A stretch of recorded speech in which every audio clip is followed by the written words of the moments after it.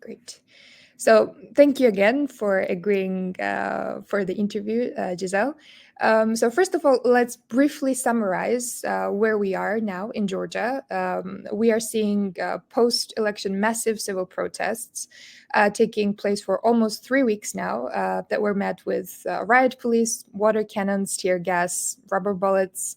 We've seen deployed thugs who target activists, journalists, opposition leaders. Around 500 people have been detained, most of them severely beaten. Additionally, within the past 10 days, GD has introduced amendments to the Code of Administrative Offenses that significantly restrict freedom of assembly and expression. There are harsher penalties for protesters, fines that are increased by 20 times 20. So this is just a brief summary of today's context. So in response to this reality, what do you make of how EU is positioning itself towards Georgia and this ongoing severe democratic backsliding that we are witnessing at the moment? Mm-hmm. Yeah, I'm afraid that the EU's response has been very, very limited, and that I think has also come as quite a disappointment. Certainly, after the EU, in the wake of its enlargement, of course, the moment also that the EU offered the candidacy status to Georgia and last year, came, of course, also with the obligation, to the Georgian government to implement democratic reforms, but also at least, protect democracy and further develop it.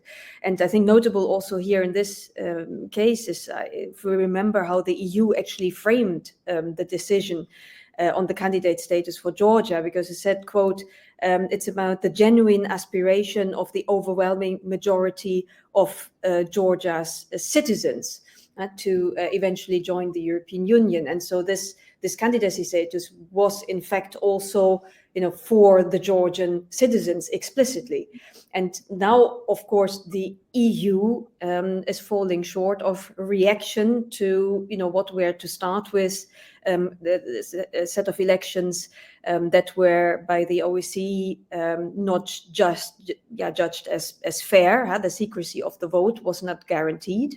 So the verdict of the OSCE was very clear. That there was also vote buying and voting being compromised. And there was very limited reaction of the EU already to these elections. And now, certainly when we see the violence and disproportionate and also brutal violence that is being used by police forces against protesters, the reaction is also very disappointing in many ways. And this is, in my opinion, not just because of the veto by the Hungarian and by the Slovakian government now to an extra set of sanctions being imposed potentially on the Georgian leadership and those officials involved in the brutal crackdown of protesters. But arguably, I would say, I think there is simply also not enough traction amongst the member states in general in order to persuade, potentially, as I did in the context of Ukraine, the Hungarians and the Slovakians to change their stance. But we can discuss also further. Yes, thank you so much. But we are here now, but also an interesting question is, how did we get here? Because autocratization as such doesn't happen in one night. It's a process, right? So, and there's nothing new, essentially, what is happening in Georgia. We've seen pretty much the very same developments in Russia, in Belarus. There were obvious attempts in Ukraine. So why do you think it still takes this explicit declaration from the GD officials that we are indeed making this U-turn in our foreign policy in order for the EU to act decisively, that we've seen, for example, yesterday? One of these manifestations were yesterday. What is your take on that? I still wouldn't necessarily describe the EU reaction, certainly also after yesterday's Foreign Affairs Council, as decisive, but nevertheless, and I think this is just also a row of developments that we have seen. The EU is, of course, also rather selective in where it, sort of starts to put pressure on governments when it comes to democratic backsliding, and that the EU is also not using its tools that it would have already in response, for example, to the so-called foreign agent law and similar laws that were imposed by Georgian Dream governments earlier in previous years. There was also very limited reaction to this, except for declarations. Now we don't want you to do this. Nevertheless, I mean, the European Union did continue to support also Georgian Dream governments and a number of rather prestigious projects too. And for example, the European Investment Bank just also still gave a €1 billion investment, made it in the East-West highway. And that's, of course, a rather prestigious project. Of course, had they not done this, sure that there would have also been other investors like the Chinese or the Turkish government that would have been interested. But nevertheless, so there was always a bit of a tension in how far the EU was supporting or working with the Georgian Dream government, and at the same time, how much pressure there was put, or the EU could have used its leverage that it undoubtedly has, also through the trade agreement that the EU has with Georgia, could have put much more pressure on the government, but has not chosen to do so. And we should also not forget, somehow looming in the background, but very prominently so, is the Southern Gas Corridor.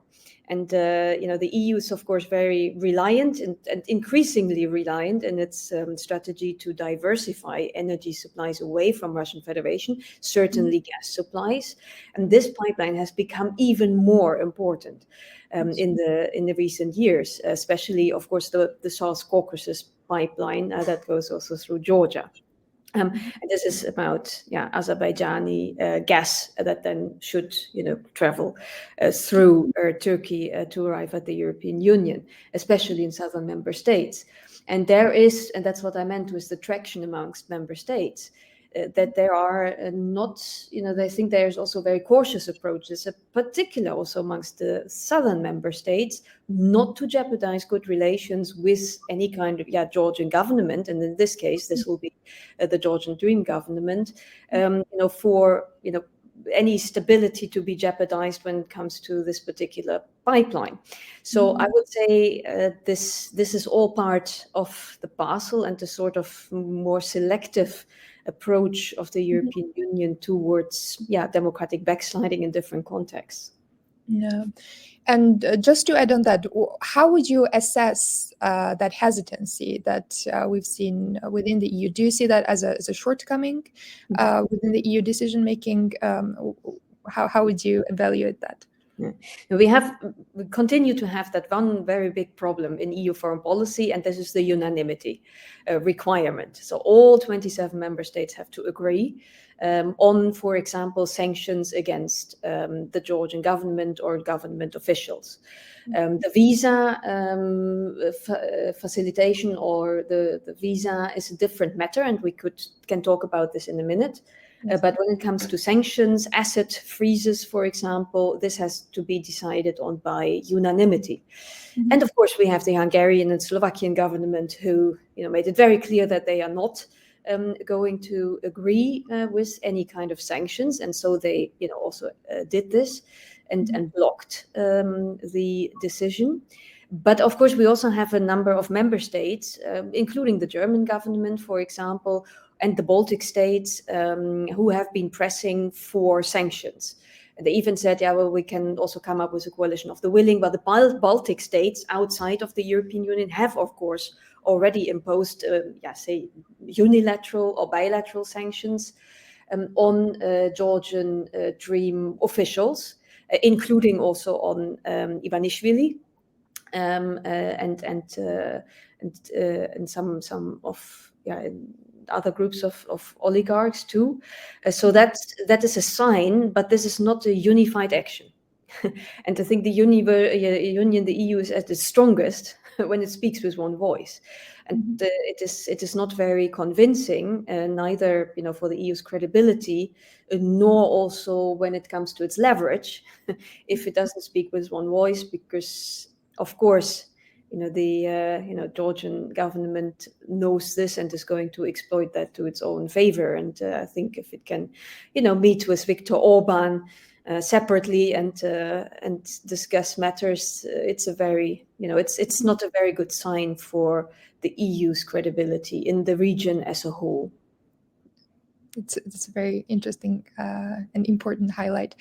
And speaking of, we've already mentioned yesterday's Foreign Affairs Committee, HRVP Kaja Kallas' proposal to impose sanctions, as you mentioned, was vetoed by Hungary and Slovakia. However, she emphasized that based on the developments in Georgia, the EU is ready to take additional steps. As for now, she explained this suspension of visa-free regime to the holders of diplomatic and service passports is the first step, and she said it's also symbolic. So my question is, what is this main message that she and as a whole EU is aiming to convey? And how would you read into this symbolic aspect of it, first of all? Yeah. Now, the High Representative and Maria Callas is, of course, a very strong supporter and defender also of human rights and democracy in the Eastern Partnership countries. Were certainly also very critical, of course, against the Russian invasion of Ukraine. So she's a hawk, as we would say in Eurospeak.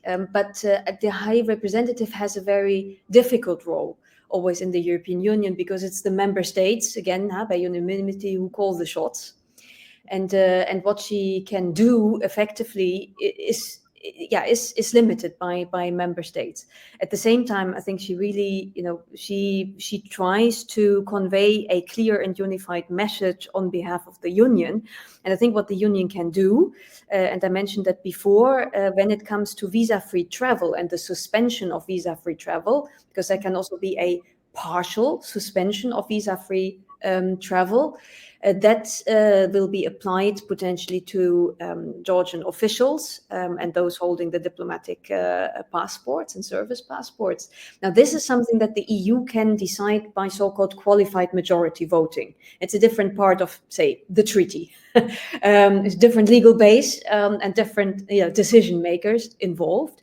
And here it's actually the European Commission who can start this visa suspension procedure.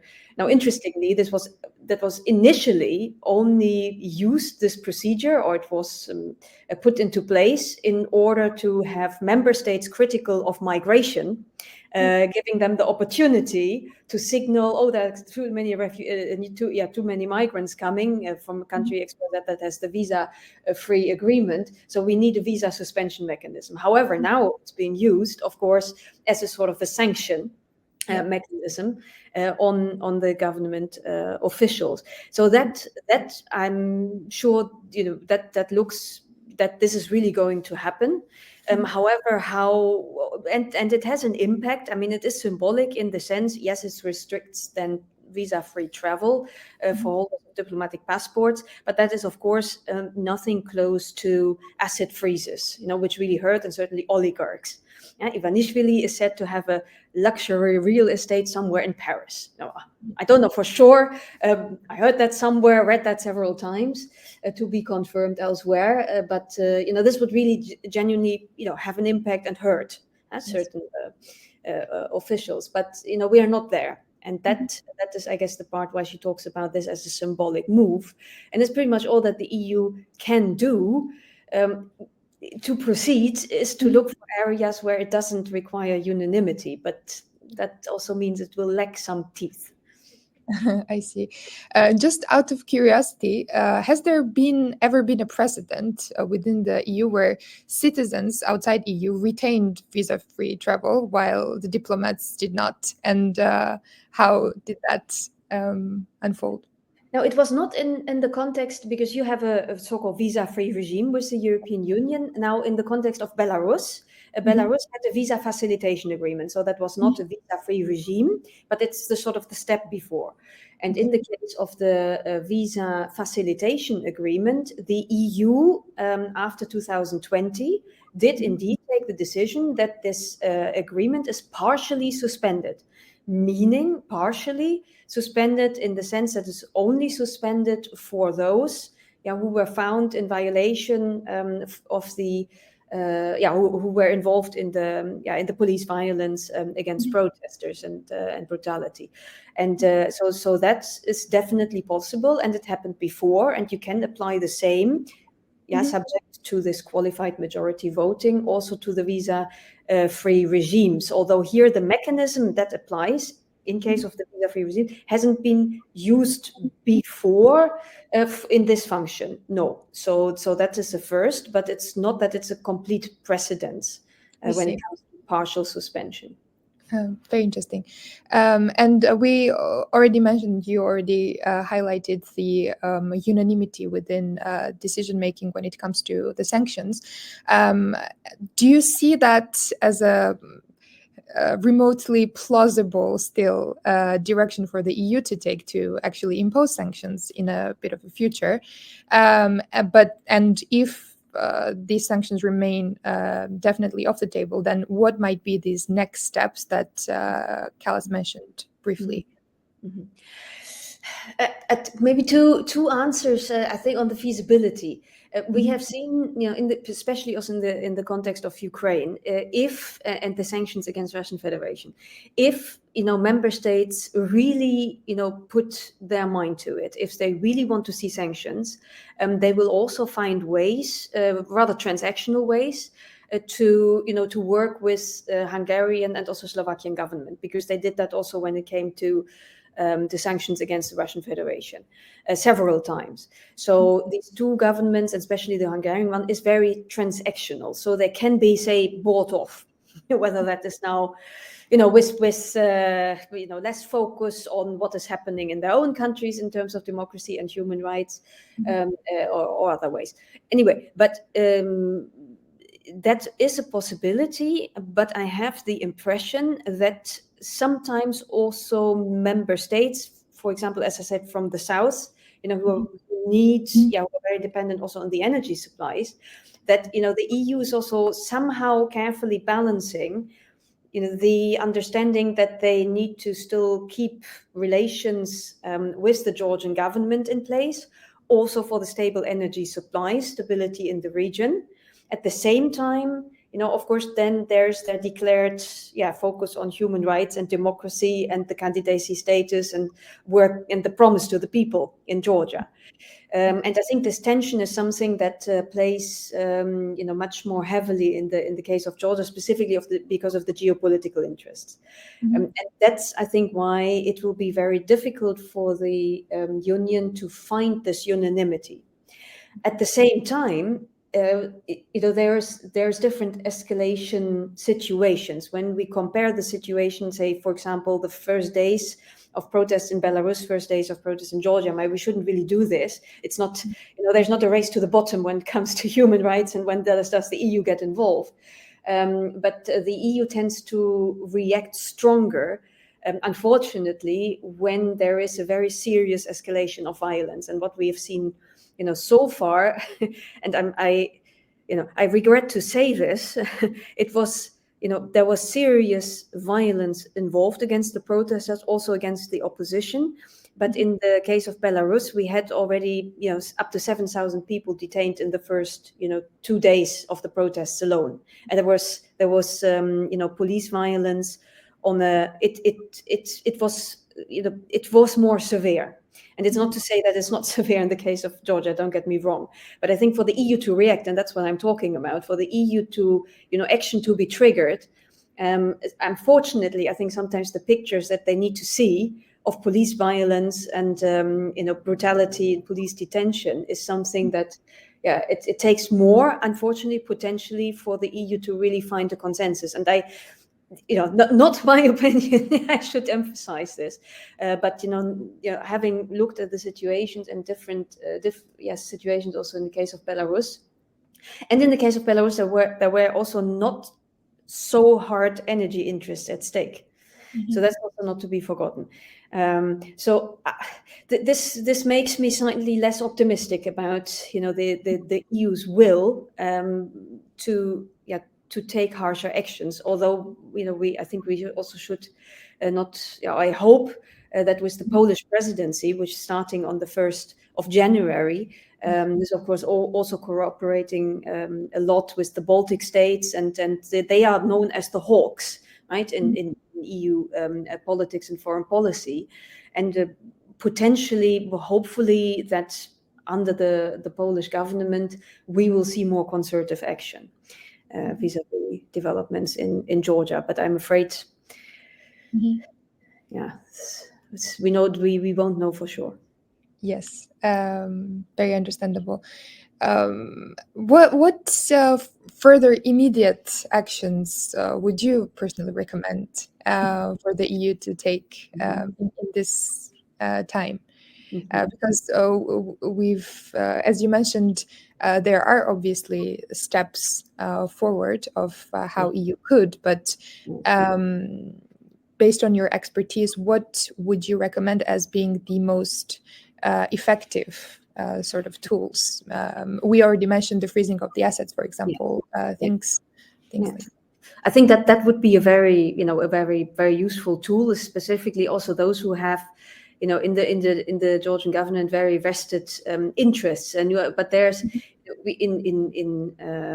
who have assets in the European Union. Now they probably have more of course business interest in Russia, right? So there is a certain limitation to the leverage of the EU, but nevertheless also, for example, through the trade agreements, there is technical assistance, there is support, as I already mentioned, also for these prestigious infrastructure projects.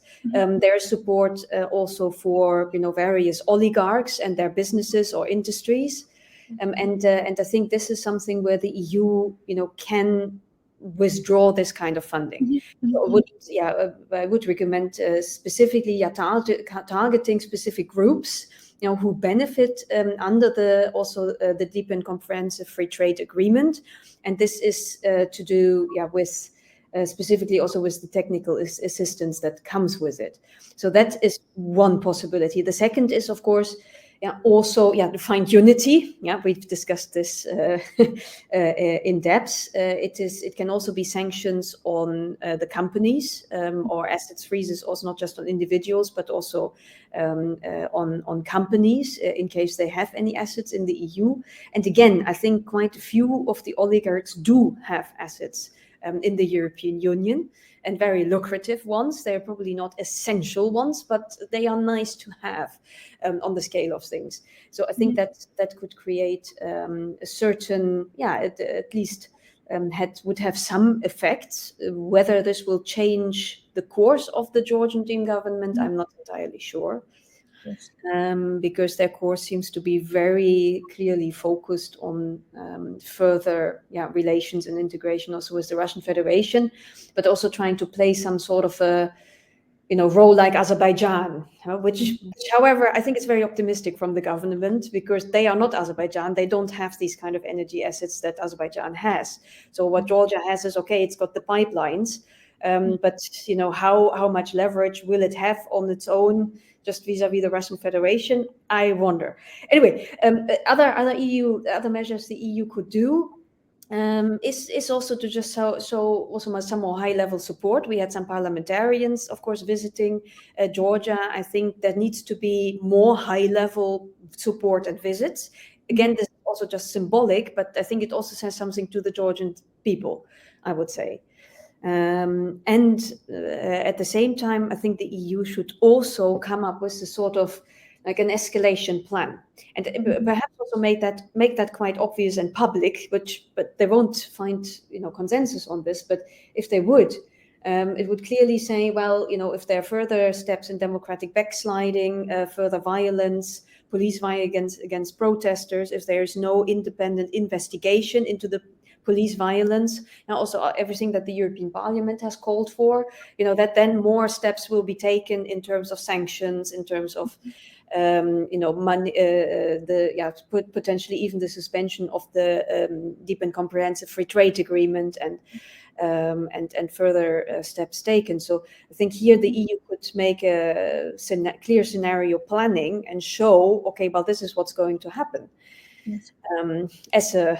as some sort of to pull its leverage.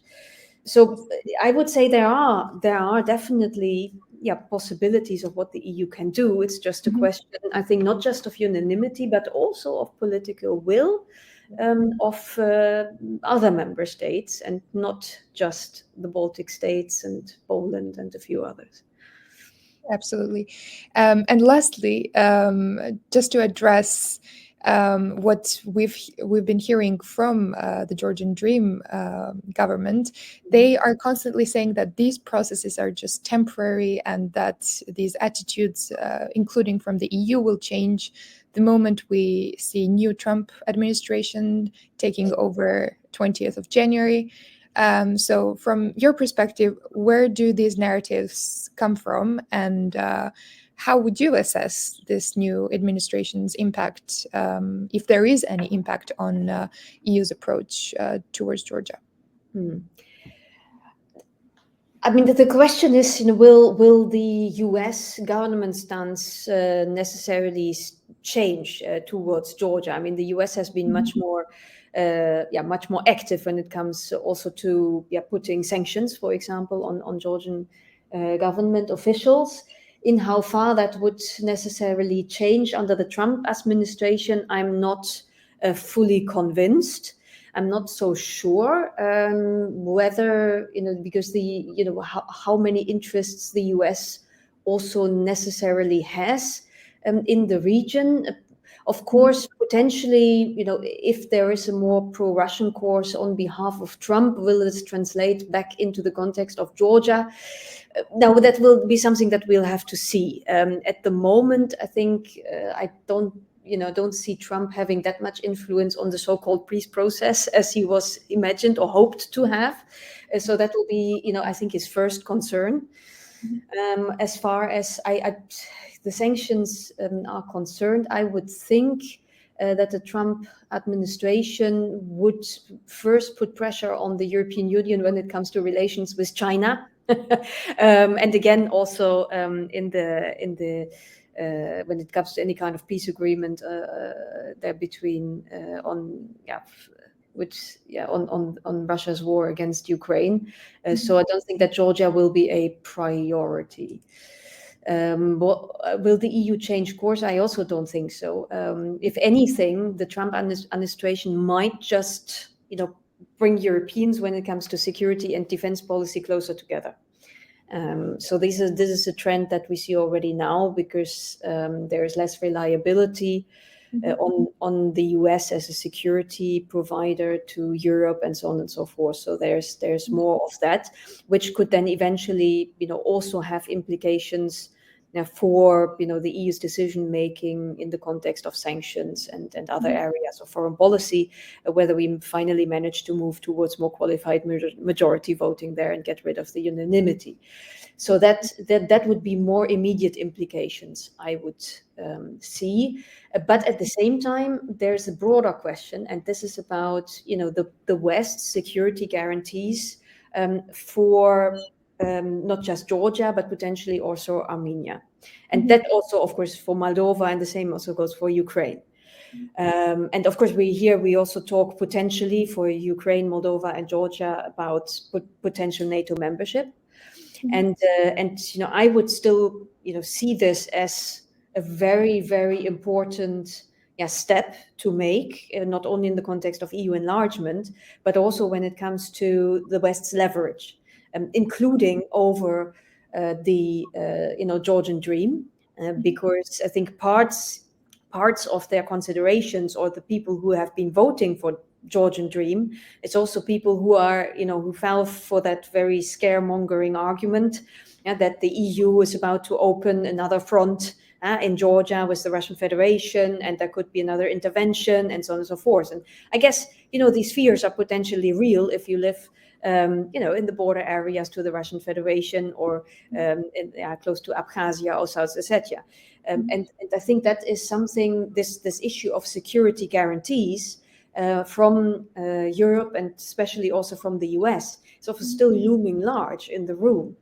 And if there is, as there is now, a lot of hesitancy also on behalf of NATO to move closer towards these security guarantees, I think that may make a government like Georgian Dream even stronger, right, in its argumentation that they need to balance foreign policy with the Russian Federation, and so on and so forth. If this NATO membership for Ukraine and Moldova was more firmly on the table, I think that would have repercussions also for Georgia. And could, of course, also be a major carrot, potentially for the Georgian Dream government to change course. But again, I don't know if they would actually do that. But then, of course, coming to the point with Trump, would Trump have an impact here? I think that any NATO membership of these countries will become more difficult with the Trump administration, potentially. But then again, Trump is not known for predictability. We don't know. Yes.